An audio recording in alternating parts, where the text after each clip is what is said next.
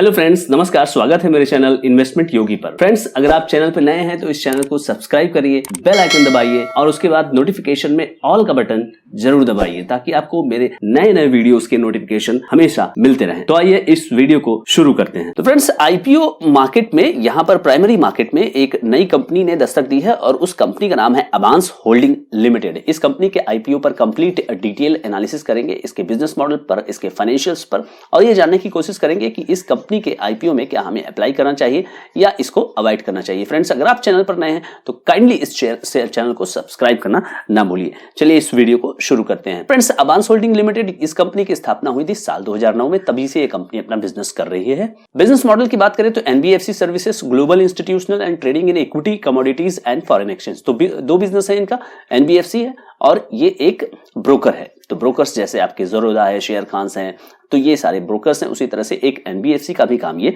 करती है। Business model की बात करें तो प्राइवेट क्लाइंट्स है, प्राइवेट क्लाइंट स्टॉक ब्रोकिंग है, डिपॉजिटरी सर्विस है, एसेट मैनेजमेंट सर्विस है और investment advisory services, wealth management service करते हैं कॉर्पोरेट्स को, इंस्टीट्यूशनल्स को और हाई नेटवर्थ क्लाइंट्स को। 3 बिजनेस मॉडल है फ्रेंड्स। बिजनेस मॉडल में इनके हैं RBI registered NBFC, agency business है यानी सेबी रजिस्टर्ड, ये स्टॉक ब्रोकर है, कमोडिटी एक्सचेंज का भी ब्रोकर है और साथ में कैपिटल एंड अदर बिजनेस है जिसमें कि ये पैसों का भी मैनेजमेंट करते हैं। इनकी कुल मिलाकर के 17 सब्सिडियरीज हैं जिसमें कि 3 डायरेक्ट हैं और 14 स्टेप डाउन सब्सिडियरीज है, यानी कि 3 डायरेक्ट के अंदर में 14 सब्सिडियरीज हैं जिनकी माध्यम से ये बिजनेस कर रही है। बिजनेस इनका फैला हुआ है हांगकांग में, यूके में, यूएई में, चाइना में और मॉरिशस में, भारत के अलावा। स्ट्रेंथ की बात करें, कंपनी जैसा कि कहती है कि इसके पास इंटीग्रेटेड फाइनेंशियल सर्विस प्लेटफॉर्म है, स्ट्रॉन्ग ह्यूमन कैपिटल है और ऑर्गेनाइजेशनल कल्चर है, ग्लोबल एक्सपोजर है जिसमें ये innovative business financial services provide करते हैं। इसके अलावा कंपनी कहती है कि इसका जो संबंध है अपने क्लाइंट्स के साथ और मार्केट पार्टिसिपेंट के साथ ये अच्छा है और स्टैंडर्ड ऑपरेटिंग प्रोसीजर्स और एफिशिएंट यूज ऑफ टेक्नोलॉजी करते हैं। अब फ्रेंड्स, बात कर लेते हैं बिजनेस मॉडल के बाद कंपनी के कुछ फाइनेंशियल्स की, जो कि कंपनी ने शो किए हैं लास्ट 3 इयर्स के। साल 2019-20 में कंपनी ने ₹8.46 का ईपीएस अर्न किया है। यहां पर साल 2020-21 में ₹9.88 का ईपीएस अर्न किया है और 2021-22 में ₹13.37 का। अगस्त 2022 की बात करें यानी कि 5 महीने का, वो है ₹6.42। रिटर्न ऑन नेटवर्थ की बात कीजिए, साल 2019-20 में 6% रिटर्न ऑन नेटवर्थ की बात की जाए साल 2019-20 में 6.94%, साल 2020-21 में 7.46%, साल 2021-22 में 9%। तो इसमें कोई बहुत ज्यादा यहाँ पे वृद्धि नहीं होती हुई दिखाई दे रही है। टोटल एसेट्स की बात की जाए फ्रेंड्स तो 1212 करोड़ यहाँ पर साल 2019-20 में, 2020-21 में 1281 करोड़, 2021-22 में 1168 करोड़। तो 1212 करोड़ का जो शेयर आपका एसेट्स है वो यहाँ पर गिरता हुआ नजर आ रहा है। अगस्त 2022 में इंप्रूवमेंट है परफॉर्मेंस 5 महीने का, यहां पर कंपनी ने शो किया है 1230 करोड़ 72 लाख। टोटल रेवेन्यू की बात की जाए 2019-20 में 2771 करोड़, 2020-21 में 1331 करोड़, 2021-22 में 646 करोड़ और अगस्त 2022 में 288 करोड़ 31 लाख। तो फ्रेंड्स, 27 करोड़ का जो रेवेन्यू है घट करके 646 करोड़ हो गया।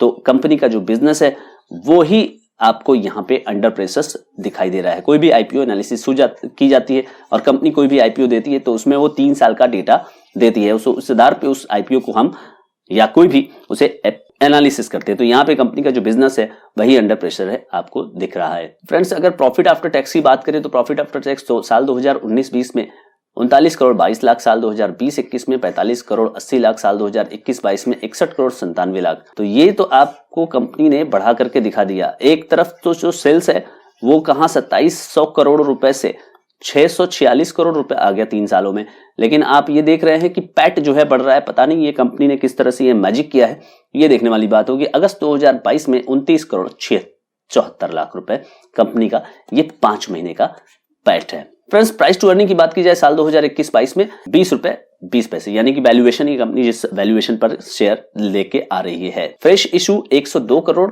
60 लाख और ओएफएस 243 करोड़ रुपए। टोटल साइज है 345 करोड़ 60 लाख इस शेयर का। टोटल फ्रेंड्स, इस आईपीओ का साइज है 345 करोड़ 60 लाख। प्रमोटर्स हैं अभिषेक बंसल।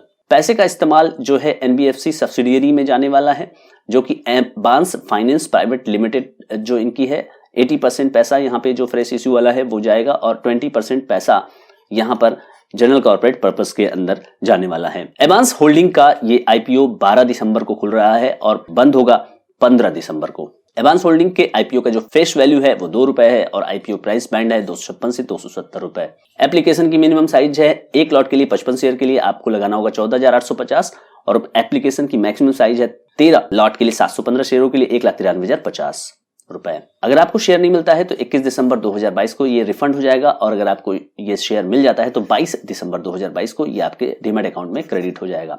आईपीओ की जो लिस्टिंग है वो होगी 23 दिसंबर 2022 को। फ्रेंड्स, ये इशू साइज जो है ये रिजर्व है 10% क्यूआईबी के लिए, एनआईआई को 30% और आरआईआई को 60%, यानी रिटेल निवेशकों के लिए सबसे ज्यादा यहाँ पे है। तो यहाँ पे हम देखते हैं कि जो ट्रेडिशनल तरीका होता है वो तो भाई 50% यहाँ क्यूआईबी होता है, ये मान लीजिए कि ये 15% होता है और यहाँ पे ये 35% होता है। तो यहाँ पे कंपनी ने इसको भी वायलेट किया है और क्यूआईबी को तो केवल 10% यहाँ पे दिया है। तो प्रमोटर होल्डिंग की बात की जाए तो प्री इशू में प्रमोटर की होल्डिंग 97.42 थी, जो कि पोस्ट इशू होने के बाद 72.09% हो जाएगी। पेयर और उनके पीई की बात करें, यानी कॉम्पिटिटर्स में एडलवाइस फाइनेंशियल सर्विसेज लिमिटेड उसका पीई है 27 रुपए 44 पैसे, जियोजी फाइनेंशियल सर्विसेज उसका पीई है 7 रुपए 28 पैसे और चॉइस इंटरनेशनल लिमिटेड इसका पीई है 19 रुपए 44 पैसे। तो यहां पर आप पीई की जहां तक बात करेंगे तो इस कंपनी का एडवांस का जो पीई है वो 20 रुपए 20 पैसे पे यहां पे ऑफर किया जा रहा है। उसके हिसाब से यहां पर एडलवाइस तो महंगा है, लेकिन बाकी दो कंपनियों से ये वैल्यूएशन ही महंगा है। अब फ्रेंड्स, सवाल ये उठता है कि क्या करना चाहिए। तो पहला जो आपके पास ऑप्शन है वो है लिस्टिंग गेन का और दूसरा ऑप्शन ये होता है कि क्या आप लॉन्ग टर्म के लिए जाएं।